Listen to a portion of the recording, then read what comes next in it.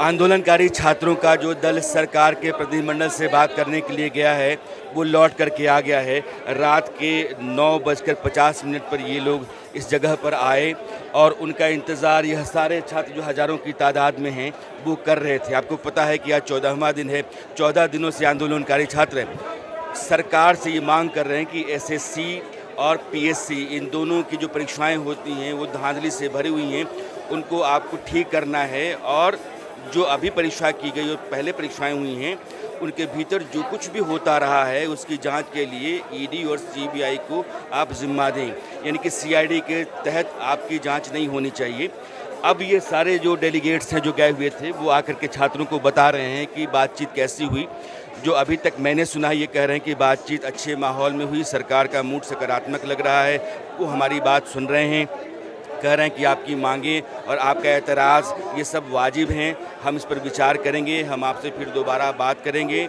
लेकिन अगर सरकार हमारी बात पर आगे नहीं बढ़ती, हमारी मांग नहीं मानती है तो 10 तारीख को विधानसभा कूच करने का जो हमारा प्रोग्राम है वह प्रोग्राम जस का तस बना रहेगा। यानी कि यह हज़ारों की तादाद में छात्र यहाँ से कुछ दूरी पर जो विधानसभा है और सत्र भी चल रहा है वहाँ तक कूच करेंगे। तो लाजमी है कि सरकार इस टकराव को दूर करने के लिए, कूच को रोकने के लिए भी ये बातचीत का रास्ता खोले हुए है या उसने खोला है। अच्छी बात ये है कि यह जो प्रोटेस्ट लगातार चलता रहा है यह अपने अनुशासन में रहा है, एक दायरा इसका रहा है और इन लोगों ने अपनी मांग पर ही फोकस रखा है। मांग और मांग से जुड़े नारों और नैरेटिव के अलावा कहीं और कोई बात इन्होंने की ही नहीं है। उसका दबाव लगातार सरकार पर बढ़ता रहा और हज़ारों हज़ार की तादाद में झारखंड के अलग अलग कोनों से छात्र आते रहे, यहाँ तादाद उनकी बढ़ती रही, भीड़ बढ़ती रही।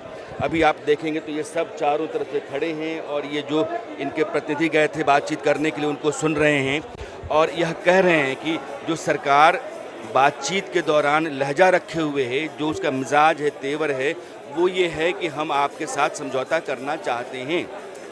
जो पेच है वो एक ही जगह है, ये चाहते हैं कि ईडी सीबीआई से जांच करवाइए पिछली परीक्षा की और सरकार कहती है कि नहीं, सीआईडी की जांच हम करवा रहे हैं, कार्रवाई हो रही है, गिरफ्तारियां हो रही हैं, बहुत सारे बयान और बहुत सारे फैक्ट्स भी सामने आ गए हैं। तो राज्य सरकार के ज़रिए जो कार्रवाई हो रही है आप उसको स्वीकार कर लीजिए, बाकी जितनी बातें आपकी हैं हम मान लेंगे।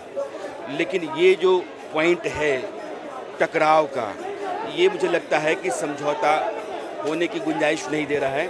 ये तमाम छात्र जो हैं वो यही चाहते हैं कि आप जो कहिए वो सब ठीक है, लेकिन हमारी मांगों के अलावा कुछ भी और हमें मंजूर नहीं है।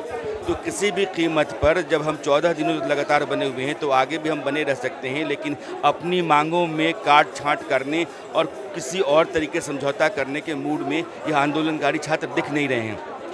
तो फिलहाल बारी बारी से सब लोग बोल रहे हैं। मोटे तौर पर खबर जो है मैंने आपको बताई है। ये डेलीगेशन जो 10 छात्रों का गया था, सरकार ने अपनी तरफ से यहाँ के जो हायर एजुकेशन मिनिस्टर हैं उनकी अगुवाई में 6 मंत्रियों की एक टीम बनाई है। बातचीत हो गई, 2 घंटे से अधिक समय तक बातचीत चली है और बातचीत बेहतर माहौल में रही है। तो इनको लगता है कि गुंजाइश है, संभावना है सरकार के हमारी मांगों के मान लेने के।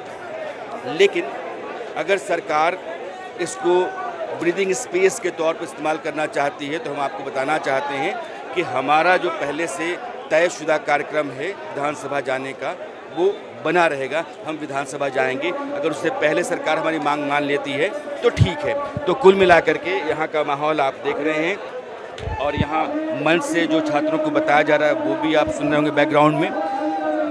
अब अगले वीडियो में कोई फर्दर डेवलपमेंट होता है तो मैं आपसे फिर जुड़ता हूँ।